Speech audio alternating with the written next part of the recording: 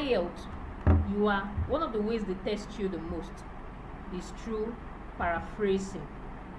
Paraphrasing means the ability to be able to reword, the ability to be able to get the synonym of a word appropriately, quickly. Like for instance, now if I want to paraphrase the word beautiful, I can paraphrase it to pretty, because beautiful and pretty almost mean the same thing. That's what they call nearest in meaning, synonym. Okay, so in IELTS, when you are paraphrasing, you are like trying to get the nearest in meaning of a word. You are like trying to reword, or perhaps you are like trying to restructure a sentence.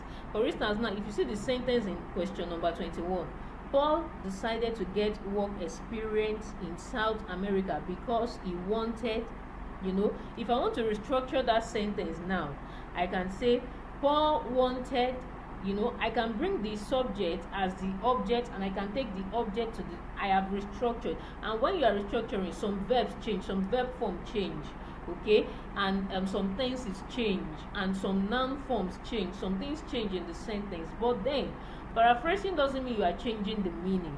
You are still maintaining the meaning of that sentence, but you are just like changing some words.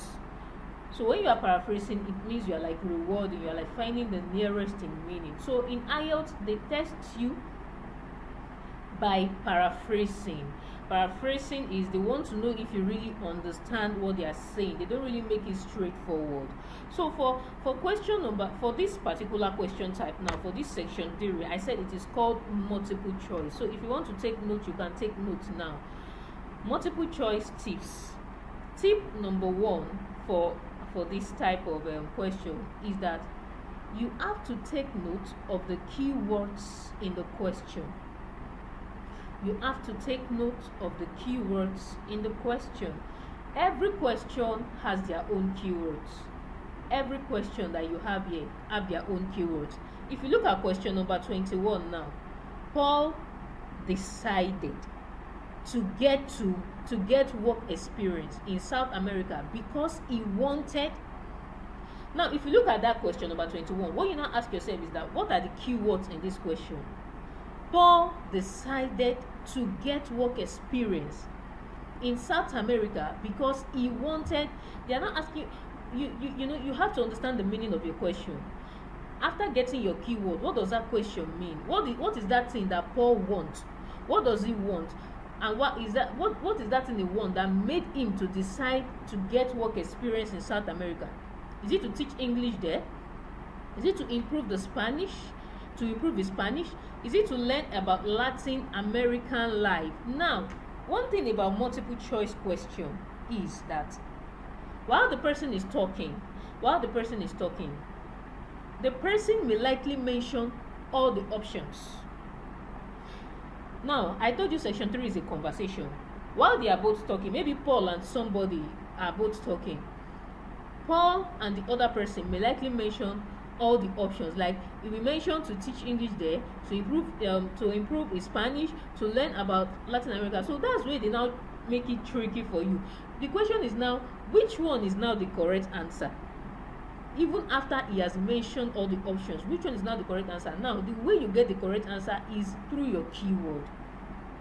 Even if you have mentioned everything, the question is, Paul decided to get work experience in South America because he wanted to what? What's that particular thing he wanted to do? Even if you have mentioned all the options, what's that particular thing he wanted to do? So, for this one, paraphrase the keywords, paraphrase the options. Paraphrase the keywords in the options, paraphrase the keywords in the question. When they are talking, they will not mention the exact thing you see here, the exact words they see here. They will reward while talking. Those that have said the question, they have rewarded it for you. So you have to use your paraphrasing skill to get the correct answer. I hope I'm communicating. I hope it is well understood. So it is very important that for IELTS listening, you also follow instructions. If you look at the instruction here, they said choose the correct letter A, B, or C.